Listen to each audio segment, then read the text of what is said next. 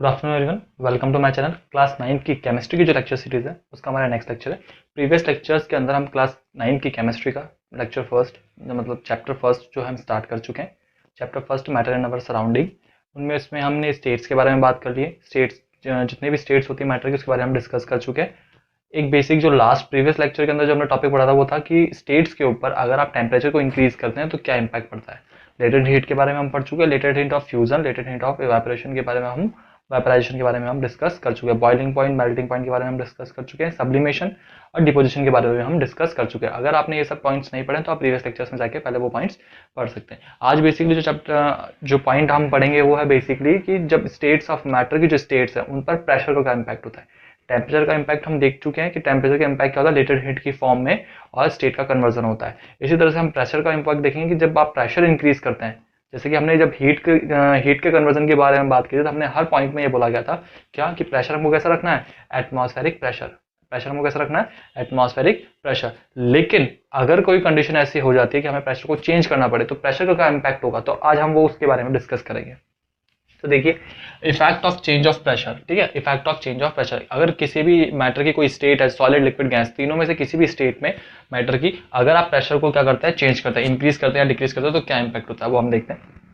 Increasing और decreasing the pressure can change the state of matter. ठीक है, अगर आप प्रेशर को इंक्रीज करते हैं या डिक्रीज करते हैं तो दोनों ही केस में क्या हो सकता है, change the state of matter.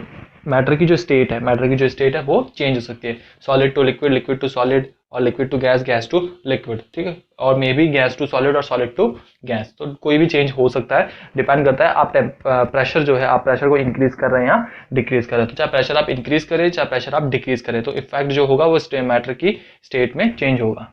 Next क्या है, on applying pressure can reducing the temperature can liquefies the gases. जैसे आप प्रेशर को अप्लाई करेंगे एंड रिड्यूसिंग द टेम्परेचर, जैसे आप प्रेशर को अप्लाई करेंगे और टेम्परेचर को रिड्यूस करेंगे, कैन लिक्विफाई गैसेस, तो वो गैसेस को आप लिक्विड फॉर्म में कन्वर्ट कर सकते हैं।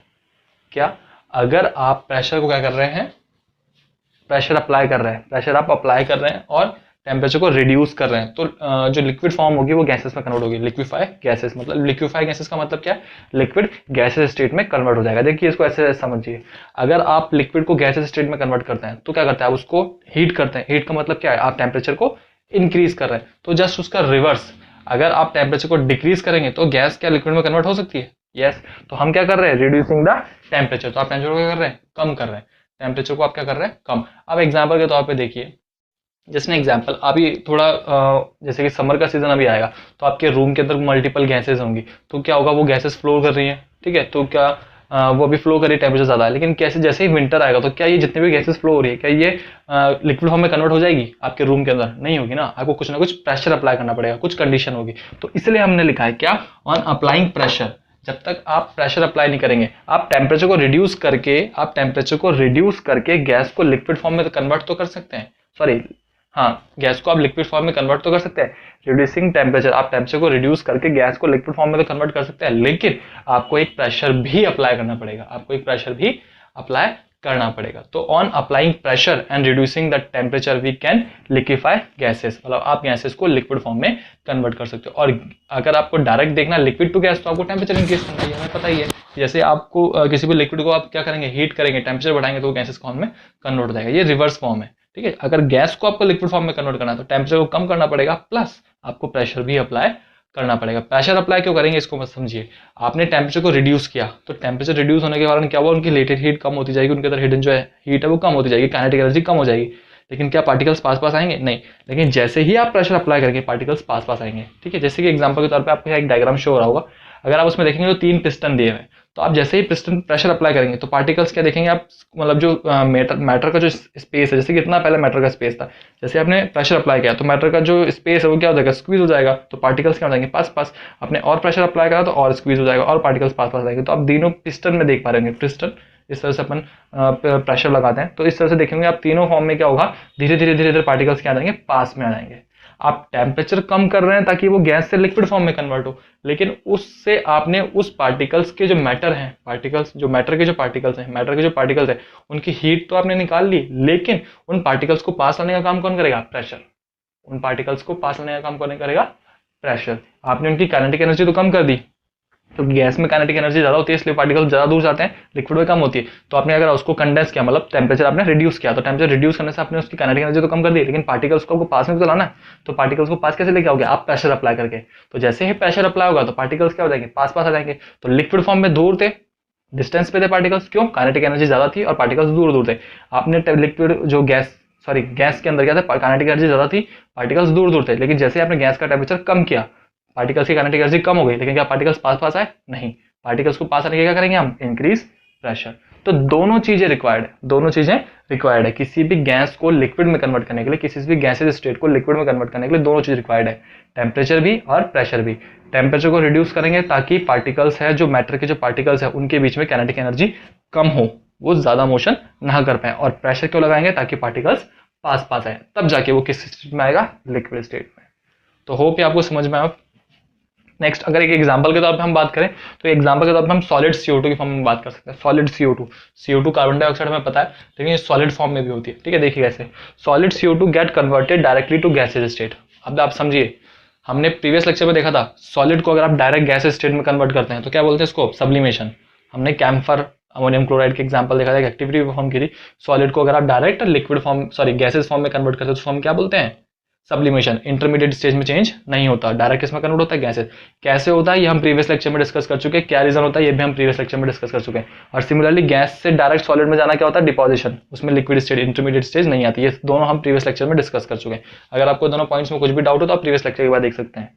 तो solid CO2 get converted directly into gases. Solid CO2 जो होती है, सॉलिड CO2 जो कार्बन डाइऑक्साइड गैस होती है, अगर वो सॉलिड फॉर्म में, गैस मतलब सॉलिड फॉर्म में, कार्बन डाइऑक्साइड अगर सॉलिड फॉर्म में, तो उसको आप डायरेक्टली गैसेज स्टेट में कन्वर्ट कर सकते हो। कैसे?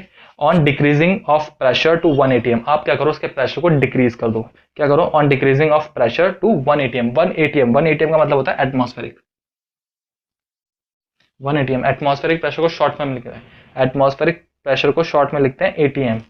तो अगर आप रूम टेम्परेचर या आप कहीं भी परफॉर्म कर रहे हैं, जब सॉलिड आपके पास कार्बन डाइऑक्साइड है, तो अगर आप उस एरिया में या उस बीकर में अगर आप प्रेशर को 1 atm मेंटेन कर लेते हैं, अगर आप प्रेशर को 1 atm मेंटेन कर लेते हैं without coming into liquid state, तो अगर आप उसमें 1 atm प्रेशर को मेंटेन कर लेते हैं तो जो सॉलिड CO2 होती है, जो सॉलिड CO2 होती है वो लिक्विड फॉर्म में आएगी नहीं, मतलब लिक्विड CO2 में वो कन्वर्ट ही नहीं होगी, वो डायरेक्ट किस में कन्वर्ट हो जाएगी? लिक्विड स्टेट को छोड़ के डायरेक्ट किस में कन्वर्ट हो जाएगी? गैसेज स्टेट में। डायरेक्ट किस में कन्वर्ट हो जाएगी? गैसेज स्टेट में। ये हम सब्लिमेशन में देख चुके हैं। सब्लिमेशन का मतलब क्या होता है? सॉलिड्स टू डायरेक्ट गैस में कन्वर्ट होना, इंटरमीडिएट मतलब लिक्विड स्टेट का नहीं आना। तो अगर आप सॉलिड CO2 को कन्वर्ट करते हैं, अगर आप उसमें, आपने जिस भी बीकर में सॉलिड CO2 को लिया है, अगर आप उसमें प्रेशर 1 atm मतलब डिक्रीज करते हैं आप प्रेशर और 1 atm तक ले आते हैं, तो 1 atm प्रेशर आते ही वो किस में कन्वर्ट हो जाएगा? डायरेक्ट गैस में, डायरेक्ट गैस में। तो इसी रीजन के कारण, due to this reason, solid CO2 is known as dry ice. तो ध्यान रखना है, स्टेटमेंट तो हमारे इस तरीके से, इस एग्जांपल का, तो इस जो स्टेटमेंट था इफेक्ट ऑफ प्रेशर, इसको समझने के लिए एग्जांपल था। मेन आपको ध्यान रखना है ड्राई आइस। आपके बाद आपसे पूछा जाएगा कि what do you mean by dry ice, तो ये आपको ड्राई आइस ध्यान रखना है। तो ड्राई आइस किसे बोला जाता है? CO2 को, सॉलिड CO2 को ड्राई आइस बोला जाता है। रीजन क्यों? क्योंकि सॉलिड CO2 कैसे स्टेट होती है? सॉलिड स्टेट होती है, लेकिन जैसे ही आप उसमें प्रेशर को डिक्रीज करते हैं, किसको?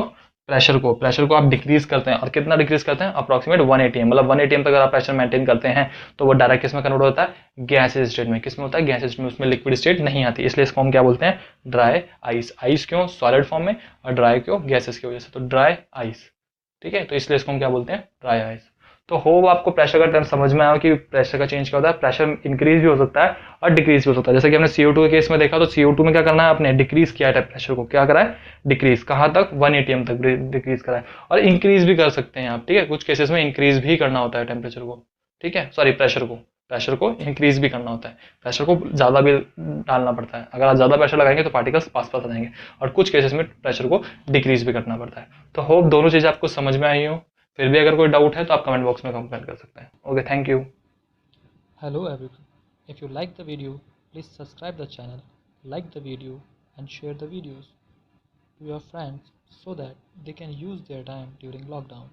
And don't forget to press the bell icon for next updation.